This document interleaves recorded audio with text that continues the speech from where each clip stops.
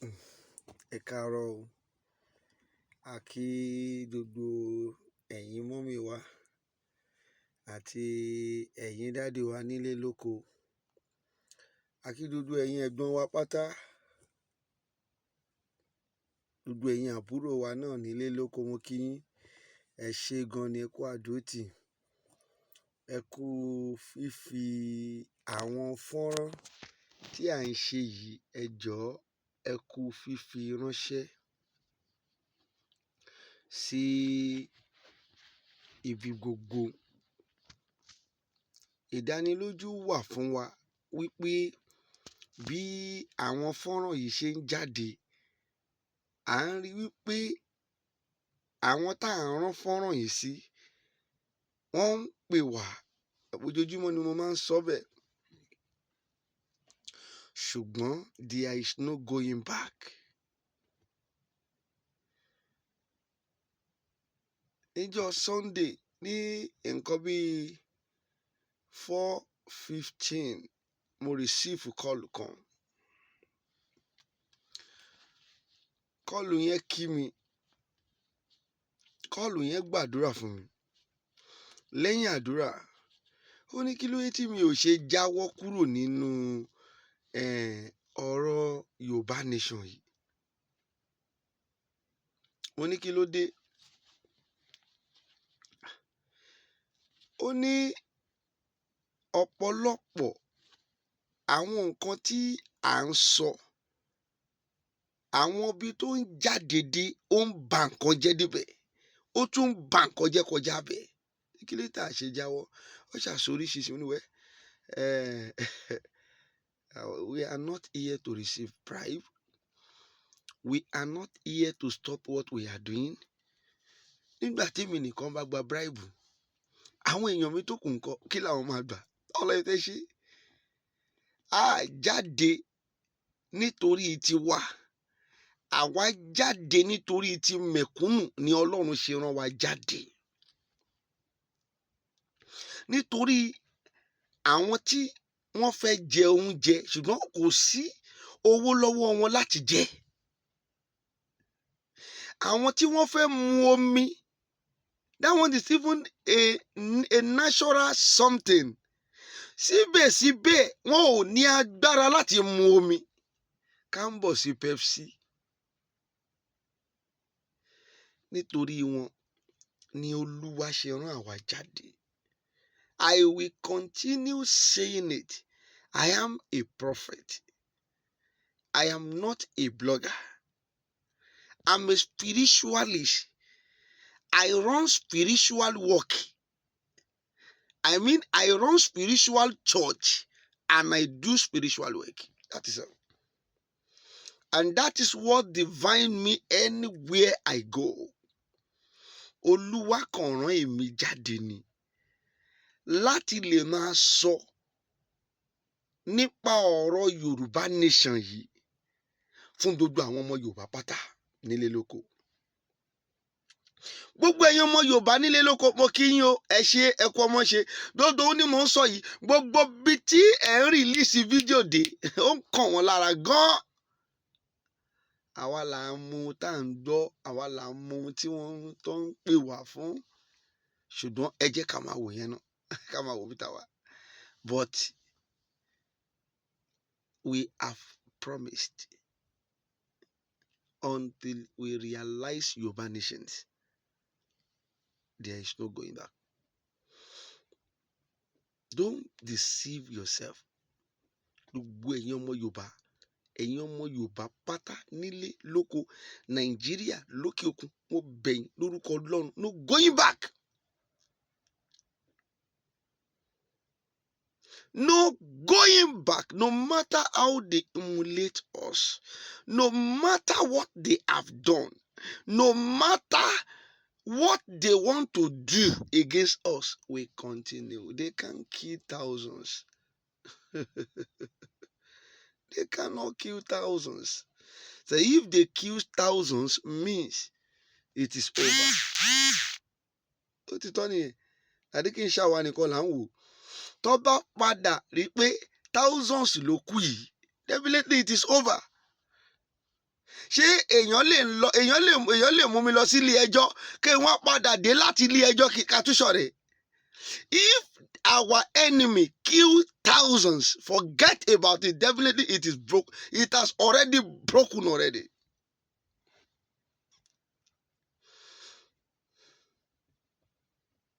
Òun náà lọ tún ti kóra wọn sí UK yẹn sí àwọn enemy.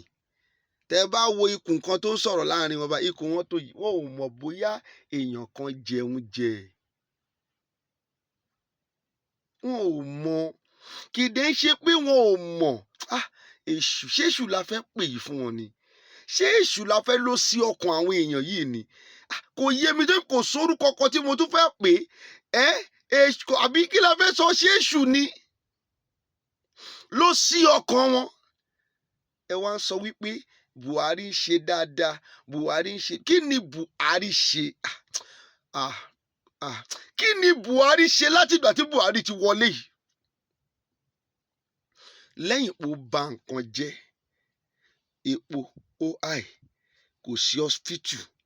Nígbà Buhari gangan ni Boko Haram Fúlàní ni wọ́n ráyè ṣiṣẹ́. Wọ́n ráyè ṣiṣẹ́ ọwọ́ wọn. Iṣẹ́ wo ni Buhari ṣe? Kì í ṣe pé àwọn tí wọ́n lọ tò sí ẹnu ọ̀nà Buhari tí wọ́n ń campaign tí wọ́n pera wọn ní APC, kì í ṣe pé wọn ò mọ̀ pé ìyà ń jẹ wá. Wọ́n mọ̀. Èèlò nítorí èèlò. Ó ṣàníye tó ń họ́fà wá. Ta ní kí la fẹ́ fi ṣe? Gbàtẹ́ bá họ́fà wá nírú owó yìí, àwọn tó kù yìí ń kọ́ báwo ni kò ṣe ṣe? Ó níye tí wọ́n họ́fà wá. Bàbá Kóìkí ò ní lè sọ̀rọ̀ ni. Bàbá Sunday Igboho ò ní lè sọ jáde. Ó ní iye àìmọye calls ṣùgbọ́n nítorí pé àwọn tẹ́ rí yẹn wọ́n ti dedicate ayé wọn pé Yorùbá nation yìí ó ti di dandan, wọn ò lè gba bribe lọ́wọ́ ẹnikẹ́ni. They are receiving calls. Àwọn náà receive call. Ojoojúmọ́ ni wọ́n receive calls. Àwọn kọ́ọ̀lù ńláńlá ju kíní tó ń sọ yìí sílẹ̀ kó get out, kó má bọ̀ kó wá gbáyé báyìí. Ṣùgbọ́n síbẹ̀síbẹ̀ wọ́n dúró lórí òtítọ́, wọn ò kúrò lórí òtítọ́. Wọ́n ti gbà wípé ohun tó bá máa ṣẹlẹ̀ ni kó ṣẹlẹ̀. Ó kú bẹ́tà ká kú. Ojoojúmọ́ la máa ń sọ, àwọn èèyàn máa gbàdúrà fún wa. Lójú alájọ máa no. Ta ló sọ bẹ́ẹ̀ fún yín? Kì í ṣe ó dáwọn tá a jọ bẹ̀rẹ̀ la máa parí ẹ̀ o. Ṣé ẹ get mi? Kò possible. Bọ́rọ̀ ajìjàǹgbara ṣe rí nìyẹn. Kì í ṣe dúdú tá a jọ bẹ̀rẹ̀ la máa parí ẹ̀. Ṣùgbọ́n ó dàbẹ́ tí ń gbàdúrà fún wa yẹn. Ẹ ṣe ń gbà náà nínú wa ń dùn.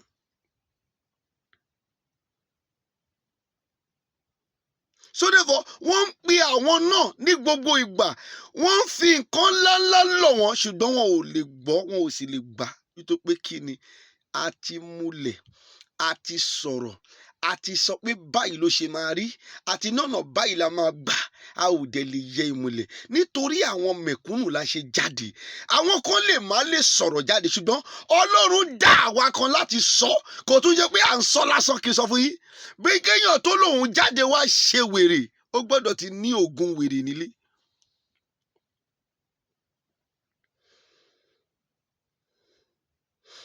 Now, ṣáwọn tó wá lọ ń campaign ní UK yẹn, tí wọ́n ń campaign tó ní Buhari ó da, Buhari ló ṣe báyìí, Buhari ṣé wọn ò mọ̀ pé Buhari ò ṣe nǹkan kan ni?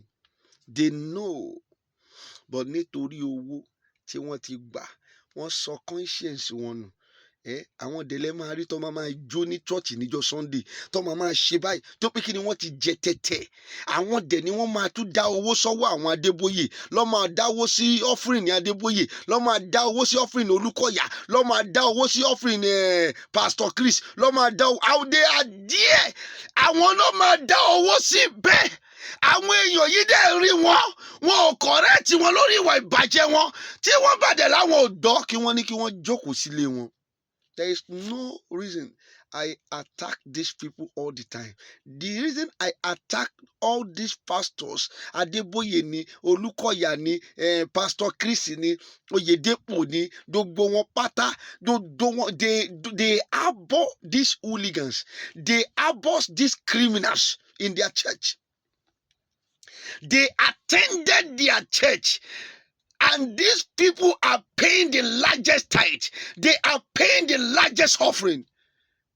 àwọn náà dẹ̀ ń gbà wọ́n fi enrich ara wọn. Wọ́n ti gbàgbé wípé obìnrin opó nìkan òun ní owó ọrọ̀ rẹ̀ ṣe ìtẹ́wọ́gbà lọ́wọ́ Ọlọ́run.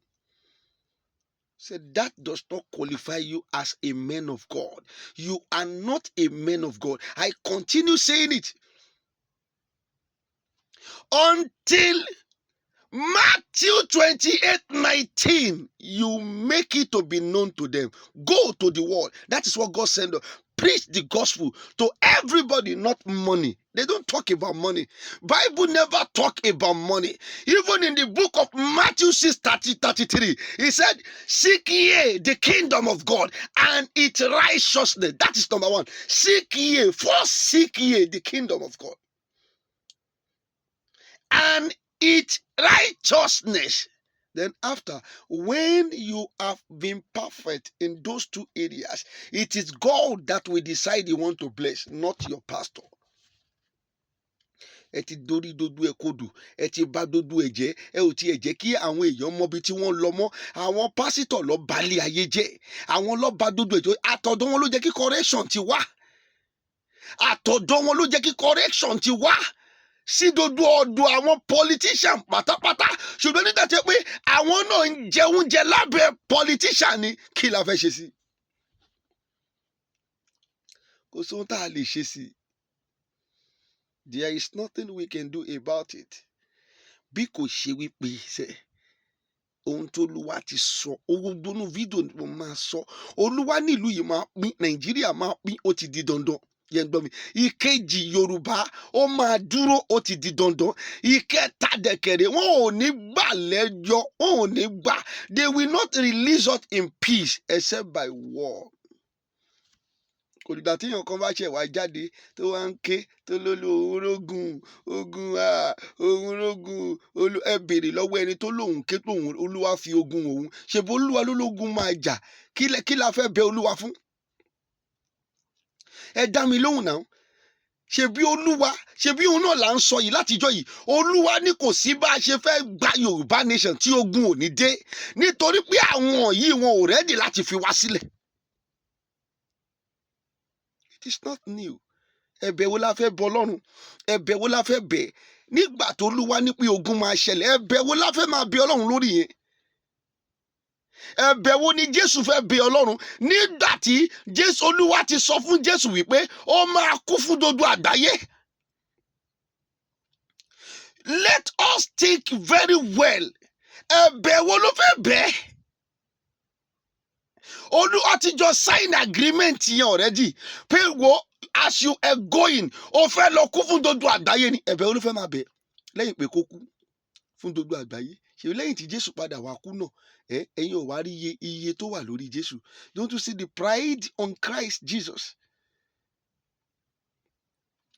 Price yẹn ni Ọlọ́run fi wọ̀n mí nínú fídíò tí mo ṣe last pé ìlú yìí ṣe, ìlú Yorùbá nation yìí ṣe, ṣe bí àwọn èèyàn tó pé báwo la yìí fẹ́ ṣe ni. Ó ní ẹ jẹ́ kí Yorùbá nation wáyé náà kẹ́ ẹ wá rí ohun tó máa ṣẹlẹ̀. Olúwa ní àwọn ìlú ńláńlá wọ́n máa wá sínú Yorùbá nation láti wá di citizen.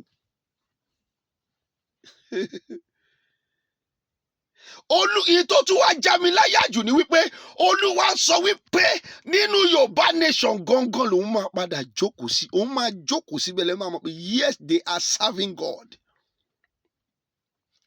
Kẹ́ lè rí pé Ọlọ́run mí ni ẹ̀. If Ọlọ́run dẹ̀ ti sọ fún wa, ó ní ogun ló máa gbẹ̀yìn ẹ̀ tó bá pé tòótọ́ a fẹ́ da Yorùbá nation yìí. Kò ìdá tí èèyàn kan bá wá ń sunkún sí nínú fídíò, òun rí ogun o, òun rí wáyé Olúwa. No, he has said it before. It is you to comply. It is every Yoruba nation children to go and get prepared of themselves. If not, tí a bá ní a ò ní já ogun, báwo la ṣe fẹ́ ṣe? Bí Jésù ò bá kú fún wa, ṣé yìí ò mọ̀ pé inú ẹrú la máa ṣe wà títí di èní? Inú ẹrú ni a ò ní di ọmọ. Inú ẹrú la máa wà títí di èní. Olúwa ti sọ, ó sọ fún Jésù, ó máa wá sí ayé, ó sì máa wá kú fún àwọn ẹlẹ́ṣẹ̀. Kò easy ní tòótọ́ tó pé Jésù dé rí àkàn, ó ní Olúwa ó bá gbágo yìí kúrò lọ́wọ́ mi, ṣùgbọ́n ohun táwa náà ń wò ní pé tá à ń wò nípa Yorùbá nation ni pé ohun tó Olúwa ti sọ pé bá Yorùbá nation yìí báyìí ló ṣe máa rí, àti tá a bá gbà Yorùbá nation yìí máa wà peaceful ju gbogbo ìlú lọ. It will be so peaceful. Olúwa sọ wípé tá a bá gba Yorùbá nation, Olúwa ní nínú Yorùbá nation lòun máa jókòó sí. Ìyẹn làwa náà wò pé kò yẹ pé kò yí sí. Àwọn ìyàwó wa máa dé, wọ́n máa ní àwọn ọmọ ètò máa sọ àwọn dopò, ìyá wa máa pè wá, ọmọ yìí má jẹ́ kí n kú. Gbogbo yẹn tó bá yá, tá a bá jókòó àárò díẹ̀, tó bá yá àtúrí ohun tó Olúwa sọ fún wa. Ohun tó Olúwa sọ fún wọn ò lè jẹ́ ká sinmi. Ojoojúmọ́ l'Olúwa ń bá wa sọ̀rọ̀, kò lè jẹ́ ká sinmi rárá. Bẹ́ẹ̀ náà ni Olúwa ń bá Jésù sọ̀rọ̀ nígbà náà, kò lè jẹ́ kó sinmi. Kò yí sí tòótọ́, ṣùgbọ́n Olúwa ń bá sọ̀rọ̀. Má dàbí àdéhùn ń bẹ láàrin àwa pẹ̀lú Ọlọ́run. Gbogbo àwa tó tá ń ja ìjà ìgbára yìí, àfi tó bá jọ mu àlè nínú wọn, àdéhùn ń bẹ. Àdéhùn tó dẹ̀ wà náà ni wípé a ní láti ja ìjà yìí, ká jà ní àjà yìí, ká jà ká rí pé a dá Yorùbá nation sí ọwọ́ wa báyìí, ká jà ká rí pé we receive our future in our hand. Tí kí future wa máa wà lọ́wọ́ Tunubu, kó má jókòó sọ́wọ́ Tunubu mọ́. Ọwọ́ Tunubu ni future ìlú yìí wà. Òun ló ń darí ìlú yìí. Nígbà tí Jésù wá kú ńkọ́, ṣẹ́yìn ò rí ògo ni? Ẹ̀yin ò rí ògo Jésù?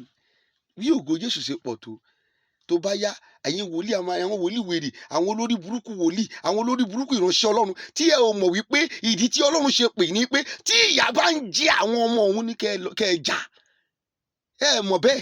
Wọ́n dẹ̀ mọ̀, ṣùgbọ́n nítorí orí burúkú tí wọ́n ti kó jọ, pléènì tí wọ́n kó jọ, káà tí wọ́n kó jọ, ẹ́stéètì tí wọ́n ní, owó tí wọ́n ní nínú báǹkì tí kò tiẹ̀ ṣe é kà mọ́, nítorí ẹ̀ wọ́n ò lè jà. Wọ́n ò lè jà. Ọlọ́run fẹ́ jà. Báwo ni wọ́n ṣe fẹ́ jà ìjà yìí? Wọ́n ò lè jà. Dávìdì, ẹni bíi tèmi ni Dávìdì. Bó Olúwa ṣe pè Dávìdì ló pè mí. Bó ṣe pè Dávìdì ló ṣe pè Adébóyè. Bó ṣe pè Dávìdì náà ló ṣe pè Olúkọ̀yà. Àjẹ́ tí kò rí tí wọ́n rò lọ́wọ́ máa gbàdúrà lé lórí. Àwọn àjẹ́ tí kò tiẹ̀ rí tí wọ́n rò, ọmọ máa gbàdúrà, ọmọ máa ṣèkì orí. Àwọn olórí burúkú ìránṣẹ́ Ọlọ́run ṣàjẹ́rí tí wọ́n rò. Ogun Nàìjíríà ló ń jà yìí, kì í ṣe àjẹ́.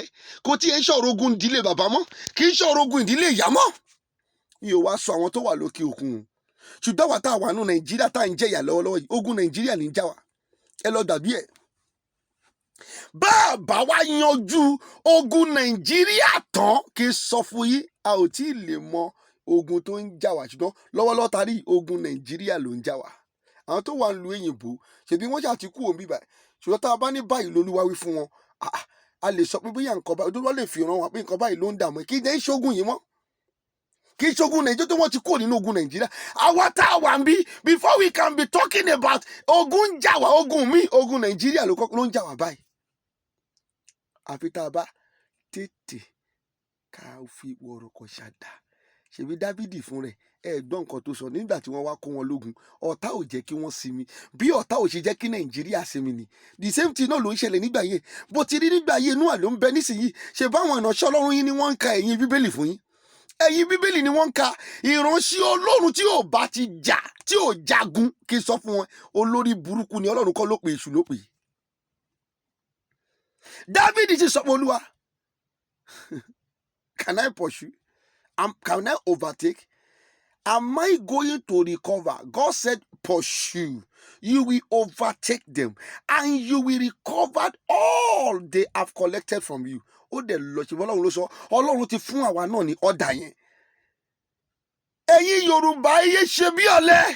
Olúwa ti fún wa ní ọ̀dà tẹ̀rí. Ẹyẹ jẹ́ ká ṣe bí ọ̀lẹ. Ẹ jẹ́ ká palẹ̀mọ́ tó yẹ ká palẹ̀mọ́. Kò dà tí nǹkan bá wá wọn máa kéèsì òun rógun. Ọlọ́run wo la fẹ́ lọ bẹ̀? Olúwa tó ní Yorùbá nation fi ṣe. Olúwa ní Yorùbá nation fi ṣe. Ṣé Ọlọ́run ló fẹ́ wá gbé ìbọn dání fún wa ni? Àbó ló fẹ́ wá gbé òǹdè dání? Àbó ló fẹ́ wá gbé olúdohùn dání? Àbó ló fẹ́ wá gbé kí ló ti ń porúkọ ẹ̀? Ògùn bọ́ dání fún wa. Àwa yìí náà la máa gbé nǹkan wa. Àwa yìí náà la máa jàjà wa. ṣùgbọ́n Olúwa ti wà pẹ̀lú wa, ó ti ràn wá nítòótọ́ bí Dáfídì ṣe lọ nítòótọ́ gbogbo ohun tí Olúwa sọ pátá ló ṣe. Ẹ ṣe jẹ́ kí a tẹ̀lé ohun tó Olúwa ń sọ.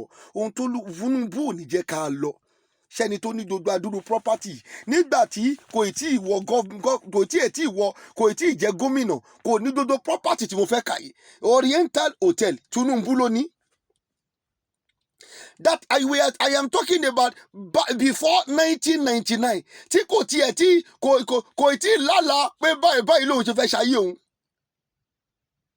Tinubu ló ní Oriental Hotel, òun ló ní Apapa Amusement Park, Tinubu ló ní. Number 2 nìyẹn. Number 3 òun ló ní Mayegun Land Project, òun ló ní. Number 4 Tinubu ló ní The Nation. Wọ́n jogún gbogbo ayé sẹ́ẹ̀. Síbẹ̀síbẹ̀ ó sì lóhun tún fẹ́ lọ. Tó bá tún wá lọ ńkọ́, kí ló ṣe gbogbo Nàìjíríà yìí ló máa kó pátápátá. A kó gbogbo ilẹ̀ tó wà ní Ìbẹ̀jú Lẹ́kì pátá àwọn ni wọ́n rà sọ́wọ́. Gbogbo ilẹ̀ kìíní Dangote lọ́hùn àwọn lọ́ni gbogbo ẹ̀. Gbogbo ilẹ̀ tẹ́ níyẹn Tinubu ló kó gbogbo ẹ̀ jọ. Wọn ò dẹ̀ lè sùn ju ibì kan lọ. Ẹ̀yin èyí jẹ́ ká jọ ronú yìí. Ẹ̀yin tẹ́ ń tẹ̀lé Tinubu ẹ̀ ṣe ronú. Ṣé ẹ̀yin náà ẹ ti wá gbàgbé pé ẹ ti gbàgbé pé Ọlọ́run wà ní ṣá? Kò tí ẹ̀ yé mi. Ṣé ẹ ti gbàgbé wípé Ọlọ́run wà ní? Ṣé ẹ ti gbàgbé pé níjọ́ kan ẹ máa padà kú ni? Tinubu tẹ̀rí ẹ, òun ló ní Renounce Hotel, òun ló ní Teju Ocho Market. That one is joint ownership. Ó wà lára àwọn tó ní Teju Ocho Market. Son-in-law Tinubu is a member of National Assembly. Daughter Tinubu is a general of Market Women Association in Lagos. Tinubu òun ló ní tax collector of Lagos State Alpha Bata. Tinubu ló ní. Ṣebí ìtaari là ń sọ yìí. Òun ló ní Falomo shopping complex. Òun ló ní First Nation Airline. Òun ló ní Lekki Concession Company. Òun ló ní Ìkẹjà shopping mall, Radio Continental, TV Continental. He converted Lagos Poly land to TVC. Own NMPC office building in Lagos. Own School of Nurse building in Lagos. He acquired Queen Drive. He acquired Queen Drive in Lagos that belonged to the government of Nigeria. He acquired it. Àti bẹ́ẹ̀ bẹ́ẹ̀ lọ ṣe bí ìta sọ yìí ni Tinubu tí EFCC ò lè gbé. Ẹ̀yin ò rí bí EFCC ń gba ọmọ ọlọ́mọ kiri. Tí EFCC ò lè gbé Tinubu. Tinubu ó ti fi rẹ̀ pé Ọlọ́run lórí ọ̀rọ̀ Nàìjíríà. Ara ìdí tí Ọlọ́run ṣe gbé àwa kan wọ̀ nìyẹn pé kò sọ̀rọ̀ báwo lè ṣe máa fi ara òun máa pé Ọlọ́run. Pé láì jẹ́ pé òun wà ń bẹ kò sóhun tó gbọ́dọ̀ ṣẹlẹ̀, kò sóhun tó máa ṣe. Tọ́lọ́run bá wá dẹ́rù wá dìde kò jẹ́ kí èèyàn kan máa sọ pé we are fake. A sì rí àwọn tó ń comment sórí YouTube wa tó ní fake ni wá. Ọlọ́run dé wá dìde ni. Tinubu can never be God.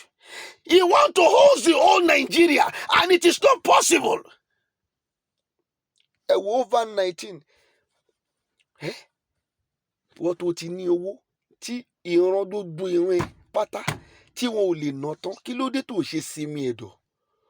Ó máa tẹ́ ọ̀nà tó dẹ̀ máa fi tẹ́ ni pé tí ò bá tètè surrender kí Yorùbá nation kó tó wá sáyé, ó máa tẹ́ pátápátá. Wàláì nọ́ọ̀tì ló sì máa lọ gbégbẹ̀yìn. Gbogbo ẹ̀yin pásítọ̀, gbogbo ẹ̀yin ọba, gbogbo ẹ̀yin ọba ilẹ̀ Yorùbá, ẹ máa tẹ́ pátápátá. Tí Yorùbá nation tó bá padà wá sáyé, tí ẹ ò dẹ̀ renounce pé you are part of it.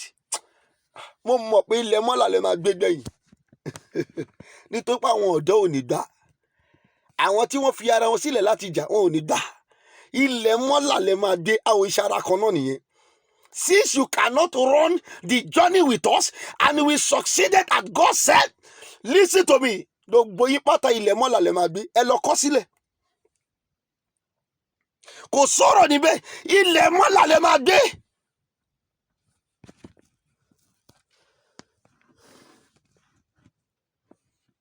Tunubu tó sọ wípé they should recruit 50 million youth into soldiers. Ẹ̀ẹ́dẹ̀ ni kó lọ fi ọmọ ẹ̀ síbẹ̀. Ẹ̀yin sójà ẹ̀rín yín pa mí, ẹ má para yín, àwọn yìí ń tọ́ yín ni. Mo sì rí sójà tó ń gba 72,000 naira. Èèlò ní 72,000 naira. Èèlò ní 72,000 tẹ̀dẹ̀ lọ ń para yín, ẹ̀ẹ́dẹ̀ bí ọmọ. Ẹ̀yin sójà ẹ bí ọmọ, ẹ lọ ń para yín nítorí Nàìjíríà. Ẹ ń bí ọmọ sí, ẹ̀yin ò mọ̀ pé bímọ ṣá.